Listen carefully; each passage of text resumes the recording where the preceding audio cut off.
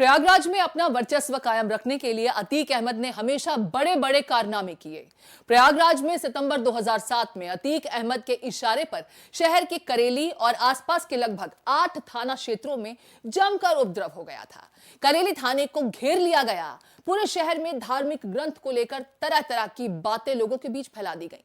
Police ने अपने बचाव में करेली थाने को अंदर से बंद कर लिया। तत्कालीन डीआईजी उपद्रवियों के बीच फंस गए थे और उनके साथ तैनात पुलिसकर्मी उनको छोड़कर भाग निकले।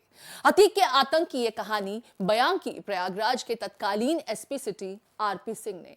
भारत एक्सप्रेस संवाददाता सुशील तिवारी से उनकी खास बातचीत को आपको सुनाते हैं। मेरे साथ में है पूर्व आईपीएस आरपी सिंह, जो कि इलाहाबाद में एसपी सिटी रहे हैं और अतीक के कारनामों और वहाँ की घटनाओं से काफ़ी वाकिफ़ हैं। मैं इनसे बात करूँगा कि अतीक का काफ़ी वर्चस्व रहा है इलाहाबाद में।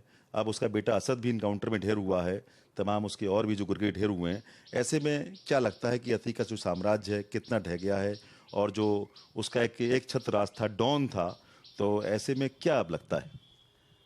देखिए, ये कोई डिस्कशन का विषय नहीं कि अतीक क्या थे। वो निश्चित रूप से एक डॉन थे, अपराधी थे, और राजनीतिक संरक्षण के कारण उनका प्रभाव दिनों दिन बढ़ता चला गया था।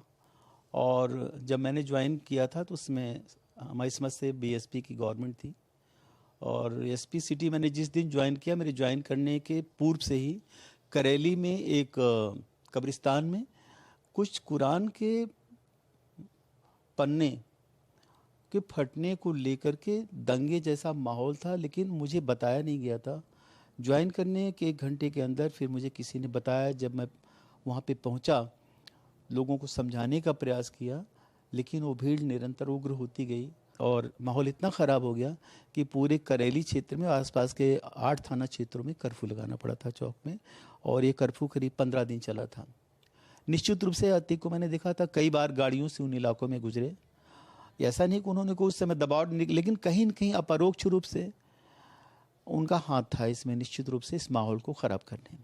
ये माहौल खराब करने का क्या मकसद हो सकता था उस टाइम पर, और ये माहौल खराब करने के पीछे क्या वजह लगती है आपको? उसका कारण ये लगता था कि वो अपने प्रभुत्व को, अपने, चूंकि सरकार बदली हुई थी, बीएसपी की गवर्नमेंट थी, इसलिए वो दबाव बनाना चाहते थे कि मेरा वर्चस्व बना रहे। और ये जानते हैं कि वहाँ के माफिया तो है ही, पहले भी थे और उसके बाद भी उनकी गतिविधियाँ जारी रहीं। परंतु हमने यही उस समय भी कहा था कि मैं किसी माफिया की गतिविधि को कभी बर्दाश्त नहीं करूंगा, और निष्पक्ष कार्रवाई होगी। इस दंगे में जो लोग भी हैं उनके मुकदमे कायम किए जाएं, गिरफ्तार, और सब गिरफ्तार हुए, उनके खिलाफ कार्रवाई हुई। ये काफ़ी बड़ी घटना थी, 15 दिन तक लगातार कर्फ्यू का रहना प्रयागराज में, और उसके दौरान काफ़ी उपद्रव, यहाँ तक करेली थाना पूरा घेर लिया गया था, वहाँ पथराव चल रहा था, पुलिसकर्मी घिर गए थे, यहाँ तक कि जो वहाँ डीआईजी पोस्ट थे उन तक को घेर लिया था उपद्रवियों ने। तो ऐसे में कैसे उनको निकाला डीआईजी को आपने, और किस तरह उपद्रवियों को शांत किया, क्योंकि बहुत बड़ा चैलेंज था उस समय पर? इसमें बहुत कम समय लगा। बहुत आसपास के जनपदों से तुरंत फोर्स पूरी रात पहुंच गया था। सेक्टर में बांट दी गई, जोन्स में बांट दी गई थे, फोर्सेस लगा दी गई, पूरे शहर में कर्फ्यू लगा दिया गया, पूरे चौक क्षेत्र में। जो तमाम गुर्गे, आप तो काफ़ी नज़दीक से देखा होगा, तमाम उनके गुर्गे थे, काफ़ी अपराध करते थे, उनको अंकुश लगाने के लिए कोई ऐसी घटना जो आपको याद हो? अधिकतर तो जो इस तरह के लोग थे जो ज़मीनों का कारोबार करते थे, ज़मीनों पे कब्जा करते थे, जो भी उस तरह के अभियोग आते थे उस पर कार्रवाई होती थी, लेकिन ऐसा कोई विशेष प्रकरण मुझे इस समय याद नहीं आ रहा है। तो ये थे तत्कालीन SP city Prayagraj Shri RP Singh ji, जो कह रहे थे कि अतीक ने जिस तरह का माहौल बना रखा था, शहर के अमन चैन को खराब किया था, उसको देखते हुए कार्रवाइयाँ हुई, और साथ में जिन लोगों को उसने उकसाया था उनके खिलाफ भी कड़ी कार्रवाई की गई।